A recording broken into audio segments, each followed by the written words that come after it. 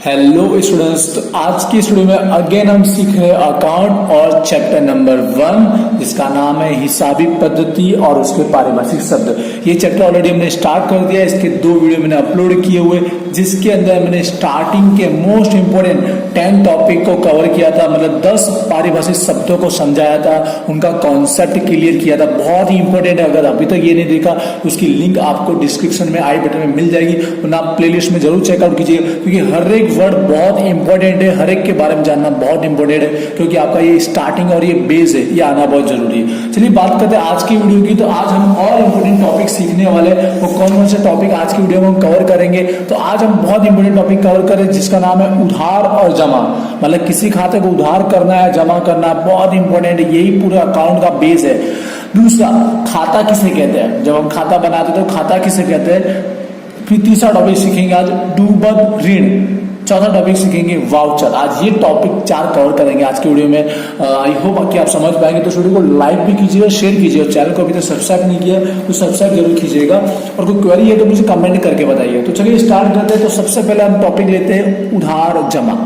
मैं बता दूं इसके बारे में बहुत डिटेल में जानकारी जो नेक्स्ट चैप्टर में हमको सीखने को मिलेगी।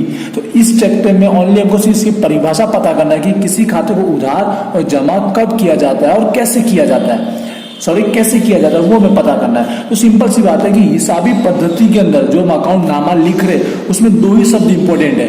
ये 2 शब्द जो है वो मोस्ट इंपॉर्टेंट, उसका पाया है, बेसिक है, नींव है। क्यों? क्योंकि इसी के बेस पर हम लोग क्या करते हैं, उसका व्यवहार का लेखा करते हैं, जिसमें 2 ही असर होती है, एक उधार असर होगी और एक जमा असर होती है। अब हम देखते हैं कि कैसे उधार करना, जमा करना किसे कहते हैं। तो सबसे पहले देखिए, किसी भी खाते को उधार करने का मतलब क्या।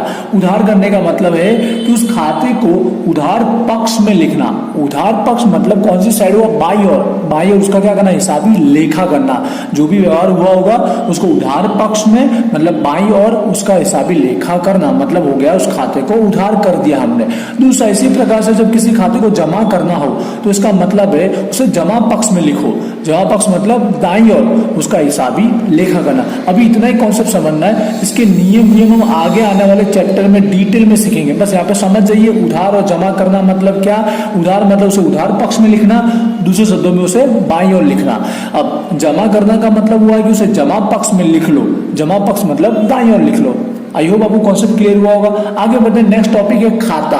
खाता आपको लग रहा होगा कि खाता मतलब क्या। आप यहाँ ध्यान से सीखेंगे कि अकाउंट में, नामा में, हिसाबी पद्धति में खाता मतलब क्या।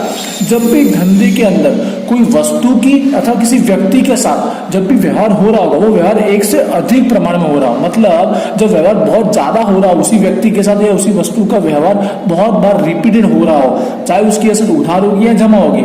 उधार या जमा दोनों में से कोई एक ही होगी, जैसे हमने ऊपर देखा।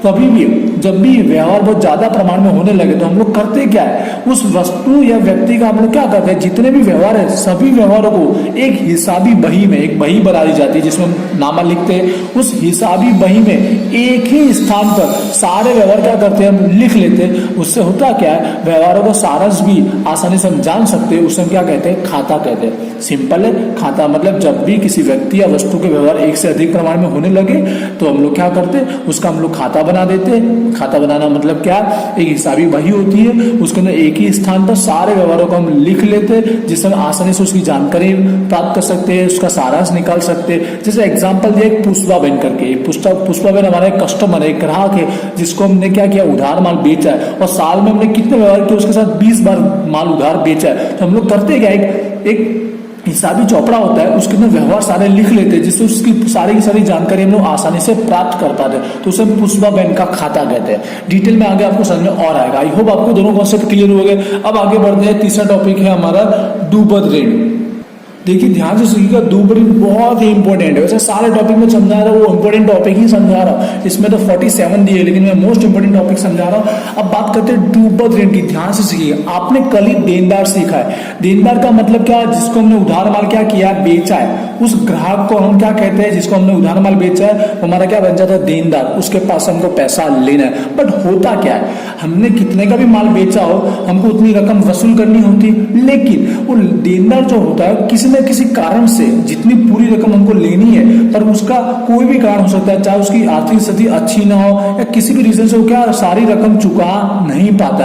अब होता क्या, इस समय सारे प्रयत्न करने के बाद भी जितनी कुल रकम हमको उसके पास से लेनी है, उसमें से जितनी रकम हम वसूल नहीं कर पाते, सुनिएगा, जितनी रकम वसूल नहीं कर पाते, वो हमारा क्या बन जाता है, डूबत ऋण बन जाता है। और उसे हम क्या कहते हैं, धंधे का खर्च बोलते हैं। आपने सुना होगा भाई इतना पैसा डूब गया, उसको पैसा उधार दिया था नहीं मिला।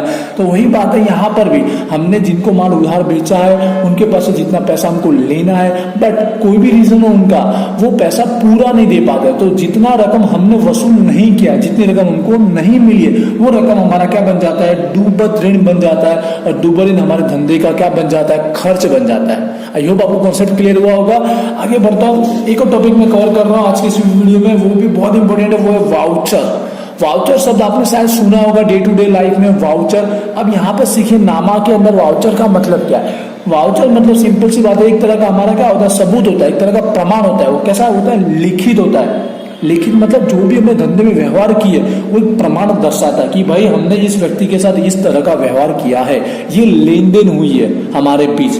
वो व्यवहार कोई भी हो सकता है, उस व्यवहार के आधार पर हम लोग क्या करते हैं, व्यवहार का प्रकार निश्चित करते हैं कि भाई ये इस प्रकार का व्यवहार हुआ। जैसे चाहे वो रोकड़ हो सकती है, चाहे वो साख उधार हो सकता है, वो खरीदी का व्यवहार, बिक्री का व्यवहार, बैंक के साथ का व्यवहार, खर्च हो, आवक, संपत्ति, देवा, मतलब इसी तरह से वाउचर के आधार पर ही हम लोग क्या करते हैं, प्रकार निश्चित कर पाते हैं कि भाई इसके साथ जो हमारा व्यवहार हुआ है वो इस प्रकार का। हमने रोकड़ में लेन देन किए, उधार में लेन देन किए, मैंने माल बेचा है, खरीदा है, बैंक का है, आवक, खर्च, तो वाउचर पर से ही हमें पता चलता है कि भाई हमारा यहाँ पर लेन देन ये हुआ, ये हमारा लिखित प्रमाण एक सबूत है, उसके बेस पर ही आगे हम प्रोसेस कुछ कर सकते हैं। जैसे आपने सुना होगा कि हमको हमेशा जो भी माल खरीदते या बेचते उसका रसीद लेना चाहिए, जिससे अगर कुछ फ्रॉड हो तो हम उसको पेश कर सके, लीगली हम उस कार्रवाई कर सके। इसी को बोलते हैं हम वाउचर। और इसी के आधार पर फिर हम क्या करते हैं, लेखा करते हैं, हिसाब लिखते हैं। भाई ये रोकड़ व्यवहार है, रोकड़ खाते में लिखो, उधार व्यवहार है, उधार खाते में लिखो। इसलिए वाउचर बहुत ही इंपॉर्टेंट है, जो और भी आपको सीखने को मिलेगा आगे।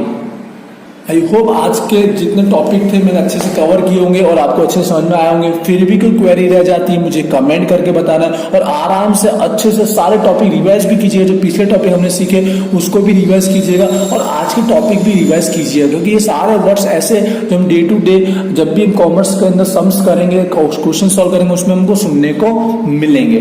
तो चलिए आज का वीडियो ये एंड करते हैं। आई होप आपको समझ में आएगा। तो वीडियो को लाइक कीजिए, शेयर कीजिए, चैनल को सब्सक्राइब नहीं किया तो सब्सक्राइब जरूर कीजिएगा और इसे शेयर भी जरूर कीजिएगा। तो चलिए मिलते हैं नेक्स्ट वीडियो में। Thank you.